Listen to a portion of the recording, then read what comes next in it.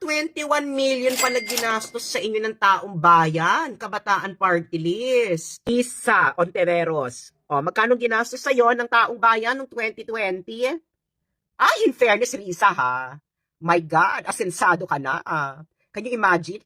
Nakikita lang kita sa Menjola, no? Naglalakad, nagrally-rally. Pero in 2020, sa isang taon, naka 94 million ang gastos sa'yo ng taong bayan. De Lima. Okay. Ay, in fairness kay Laila de Lima, 97 million. Can you imagine, nakakulong ka lang, ang ginastos ng taong bayan sa'yo ay 97 million? In fairness, magpakulong na rin kaya ako. Eto na, COA report ng kongresista. Mga kongresista kasi marami sila. Kongresista, Raul Manuel, baka magamit niyo yung pagkasumma cum laude mo dito.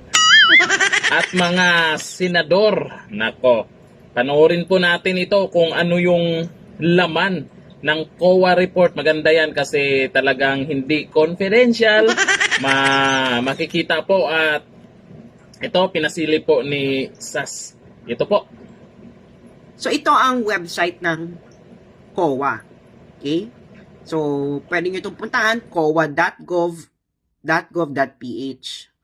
Ngayon, pupuntahan natin 2022, no? Punta tayo ng 2022. Okay. So, hanapin natin yung sa House of Representatives. So, asa maya, ayan, legislative offices. Diba? Legislative. Kasi guys, para naman makita natin, no? Kailangan nating mag-check ng COA report, no? Ng bawat isang senador at isang congressman. Kasi, di ba guys, dapat, naglo-load pa siya, kasi dapat, di ba, dapat bawat isang senador ma-justify nila na ang perang pinaghirapan nating mga taxpayers ay kanilang ginagastos sa tamang pamamaraan. At ang the best way to do that is audit. Mau-audit ito ng COA, di ba? Ng Commission on Audit. So ngayon, titingnan natin, no, itong mga senador na to at mga congressman na ito, kung meron silang COA report. Baka naman kasi meron. 'Di ba? Yun ang maganda dito sa website ng COA, transparent nakikita natin ang mga COA report ng bawat ahensya ng gobyerno. So, ito na, nag-load na siya. So, ito yung sa legislative offices. So, pupunta ngayon tayo sa House of Representatives. Unahin natin yung House of Representatives 2022. I-click natin. Ayan. So, ayan, ida-download natin. Kasi maraming files yan. At titingnan natin kung merong individual COA reports ang bawat isang congressman. Kasi nga, para makita talaga natin kung hindi sila korap at tama nilang ginagastos ang kanilang mga salapi. Okay. Okay, bumukas na po ang zip file at ito po ang mga files. Okay. Ito lang po ang mga files, transmittal letter, cover, executive summary, TOC and fly leaves, auditor report, management responsibility, FS, notes to FS, observation recommendation, status of PY's audit recommendation, Annex A. So, ang FS po kasi is the financial statement. So, baka naman nandito, no, individual. Ay, so ito lang siya. Buong Congress pala ito. Hindi siya individual. Ano ba to? Oo, wala, no? Walang individual congressman at walang Nako, bakit nga ba walang individual dyan sa kongresista? Aba, syempre, iba-iba yung pinagagamitan ng mga yan. Ituloy po natin. Okay. Baka naman nasa notes. Hindi pala notes yun. Baka naman nasa notes. Okay. Okay. Notes. Ay, wala ring individual. Ito lang wala. Walang individual. Okay. So, buong institution ito. Baka naman nasa Annex A. Ayan. Annex A. Ay, wala rin. So, buong institution. Okay. So, bakit walang individual COA report ang mga congressman? Sila po ba ay above auditing ng COA individually? Kasi kailangan i-clarify ito ng Commission on Audit. Bakit walang COA report ang bawat isang congressman? Kasi guys, ganito halimbawa yung PNP, uupo dyan yung chief. May COA report sila. 'Di ba? So, i-grill sila isa-isa. Siyempre, tama naman, no? Kasi para malaman natin kung yung ginagastos nila ng tama yung pera. Si Vice President Sara Duterte, pinaupo doon, ginrill. 'Di ba? At ilang linggo, binaboy. 'Di ba? Dahil yan sa hinayupak na confidential funds. Pero bakit walang COA report ang bawat isang congressman?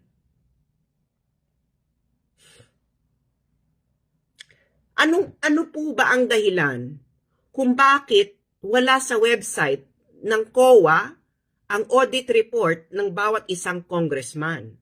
Kasi kailangan natin ng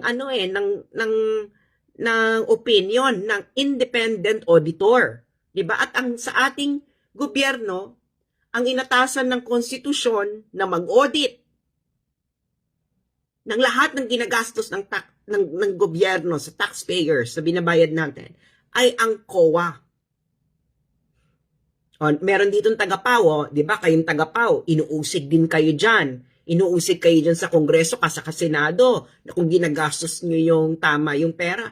Pero bakit dito sa website ng COA wala tayong makitang individual congressman COA report?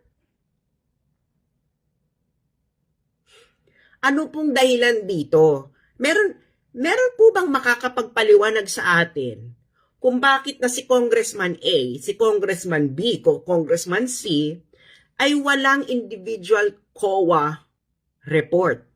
Kasi binigay natin yung pera sa kanila individually. 'Di ba? Ano 'yan? Kailangan lang mag-submit yung yung institution ng Senado saka institution ng Congress na ito yung pagkakagastos ng pera collectively, ganun ba yun? Pag pumunta ka sa Kongreso, isa-isa silang umuusig sa iyo tapos hindi mo alam. Hindi natin alam ang auditing ng bawat individual congressman na yan at bawat individual senators na yan. So baka naman merong iba, no? Merong iba. Baka nasa iba. Okay, tingnan natin yung mga reports. Okay? Meron naman pala ditong itemized list of expenses for each senator and member of House of Representatives. Ayan. Baka naman nandyan, itemized. Bakit 2020 lang ang available sa COA? Nasa ng 2021, 2022, 2019, 2018, asan yung iba? Bakit 2020 lang? Ano ba nakalagay dito sa itemized? Puntahan natin ang senator. Okay. Senator. Ito na. Ito na ang senator. Hindi naman to COA report Nakalagay lang dito kung magkano yung ginastos, saan ginastos. Pero walang nakalagay.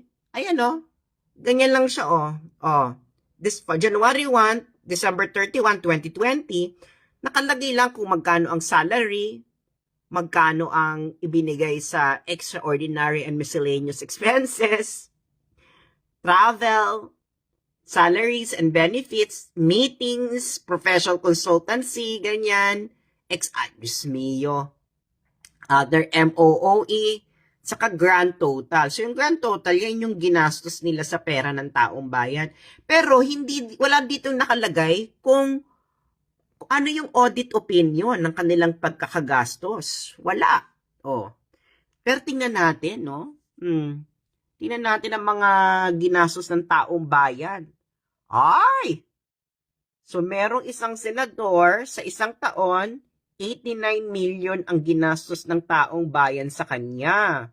Ay, merong 104. Isang taon lang to guys, yan ang ginastos ng taong bayan sa kanyang operations as a senator, no? Lahat na yan ng ginastos ng taong bayan sa kanya. Ang mahal naman palang maging senador. Tapos wala naman kayong ginagawa kundi mang-usig ng mga tao. Ay, 104! Ay, ano ba yan? Yan pala ang ginagastos sa bawat isang senador. Sa isang taon, umaabot ng 100. 100 million per year. Ano ba yan? Ano po bang nangyayari? 100? Bakit umaabot po ang gastos sa isang senador ng 100 million per year? Ano po bang serbisyo ang ibinibigay nyo sa taong bayan for 100 million per year? 'Di ba? Ay, may napansin ako dito. Kasi titingnan natin kung sino yung pinakamalaking ginastos ang taong bayan sa kanyang operation. Doon muna tayo sa pinakamaliit. Ano bang pinakamaliit dito? Sino tong 65 million lang noong 2020? Ay, in fairness Senator Bongo. Senator Bongo. Senator Bongo, for 2020, ang ginastos lang sa ng taong bayan ay 65 million. Ikaw ang pinakamaliit. Congratulations, Senator Bongo.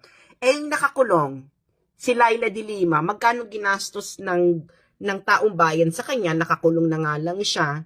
So, magkano ang taxpayers' money na inilagak sa kanya?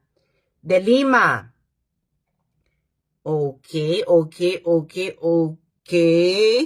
Ay, in fairness kay Laila de Lima, 97 million. Can you imagine, nakakulong ka lang, ang ginastos ng taong bayan sa'yo ay 97 million? In fairness, magpakulong na rin kaya ako. Gagastos kaya sa akin ng taong bayan ng 97 million? Pero ang ginastos sa'yo ng taong bayan, habang ikaw ay nakakulong, ay 97 million. Sino pa bang mga nagmamagaling sa Kongreso? Ay, si Risa. Risa Ontiveros. Magkano ginastos sa'yo ng taong bayan noong 2020? Ay, in fairness, Risa, My God, asensado ka na. Can you imagine? Nakikita lang kita sa Menjola, no? Naglalakad, nagrarally-rally, pero in 2020, sa isang taon, naka 94 million ang gastos sa iyo ng taong bayan. Mas mataas ka pa kay Bongo.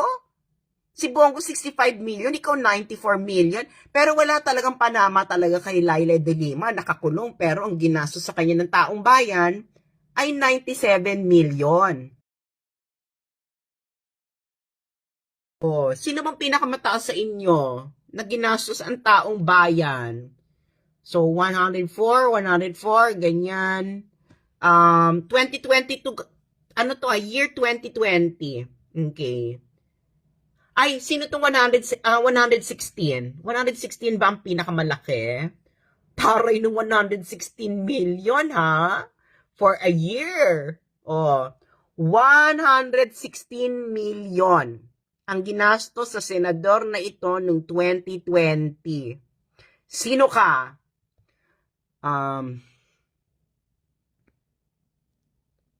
Ay puta, Ralph Recto. Senador ka pala, Ralph Recto, noong 2020. Hindi ko malang namalaya na senador ka pala noong 2020, Ralph Recto. Ang ginastos sa'yo ng taong bayan noong 2020 ay 116 million. So guys, nakita lang natin yung itemized, no? Ito yung ginastos niya dito, ganito, ganyan. Pero walang sinabi ang COA, walang report ang COA sa individual senators na ito kung ang pagkakagasta ba ng pera ay justified. Unang-una, according to purpose. 'Di ba? So, ibig sabihin, hindi natin alam. Walang auditing. Walang publicly available audit report ang mga binayad ng taong bayan at ginasta ng mga senador na ito. So, paano natin ngayon malalaman kung tama ang pagkakagastos nila according to auditing standards? So, bakit confidential ang audit report? Bakit ko nasabing confidential? Kasi hindi siya publicly available eh. So, confidential COA report. Okay. So, pupunta ngayon tayo sa mga congressman. Okay guys, ito lang kasi ang available no, na itemized list of expenses for each senator and member of House of Representatives. 2020 lang yung available sa COA. Walang 2021, 2022, 2019, 2018, 2017. So, pupunta ngayon tayo sa House member. Okay. Download. Okay, ida-download natin. Ito na. Ito. Ay! Hindi rin siya audit report. 2020 lang siya eh. So, ganun din kung magkano yung nilagay sa bawat isa. And then, ayan. So, wala siyang audit report, no? Hindi siya audit report. Nakalagay lang kung ito yung ginastos niya, pero wala po ditong opinion na yung pagkakagasta po ng pera ay tama at according to performance. So, alam yung normal na audit report, no? Hindi talaga siya audited. Walang audited dito. Okay. So, yung sinasabi ni Kimbo na audited kayo, nasan dito sa COA yung audit? Meron pa bang ibang auditor? Meron pa bang ibang auditor? Stella Kimbo? Na hindi namin nalalaman? Ano ba yan? Confidential auditor? Okay. Tinan na nga. So, ang senador, kung kumikita ang senador ng mga at least 65 million per year, ang ginagastos ng taong bayan sa kanya, magkano naman dito sa mga congressman? In fairness sa congressman, medyo mahina ang kita nila ha. Okay.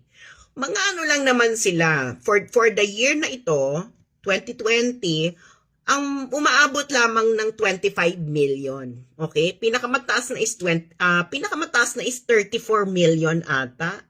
Ano ba to? Tingnan natin ha. 34 million yung isa kong nakita guys na pinakamataas na ginastos ng taong bayan sa isang congressman. Okay. So, sino ba tong 34 million na to? Baka naman deserve niya tong 34 million na to, no? Okay. 30 million, 34. So, 34. Asan yung 34? Ayan. Ayun na yung si 34. Sino yung 34 million na yan? Nako, APC. Kasi House Speaker ata siya nito. Si Alan Peter Cayetano.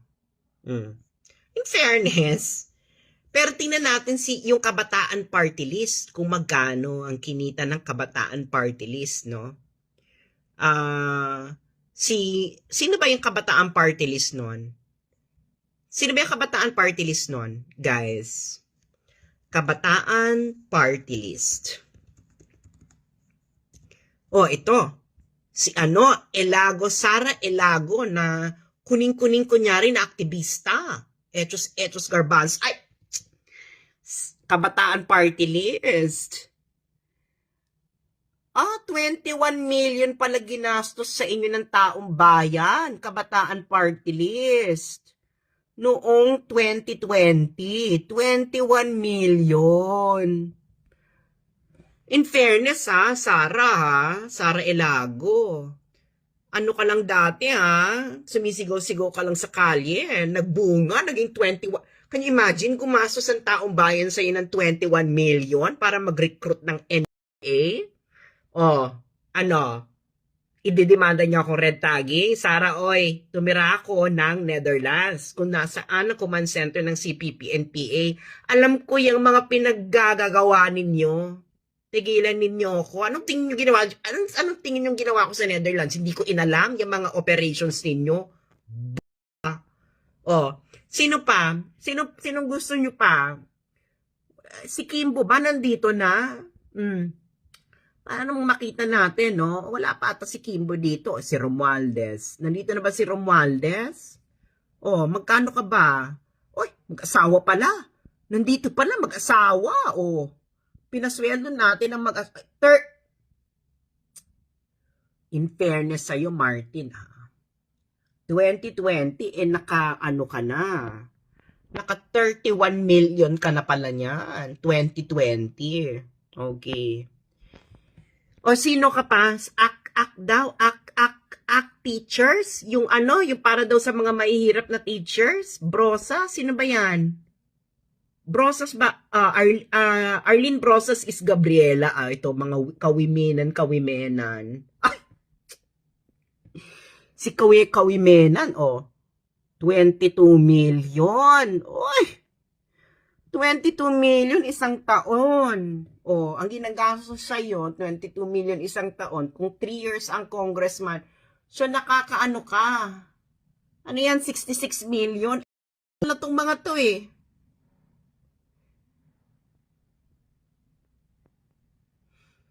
Tapos walang audited report?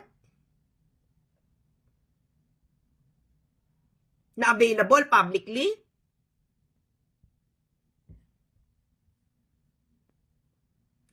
Sabihin nyo nga sa amin yan, makatarungan ba yan? Ano to? Gaguhan? Naggagaguhan tayo sa Pilipinas?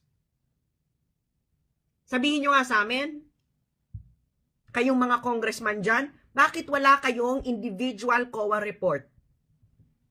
Paki-explain, anong batas ang nagsasabi nag-i-exempt sa inyo ng individual COA report? Para malaman namin na yung binabayad namin sa inyo ay ginagastos nyo ng masto. Ikaw, in demand ka, Francisca Castro, ACT, isa rin tong CPP, NPA recruiter. Puta ka eh. 23 million ka rin eh. 23 million,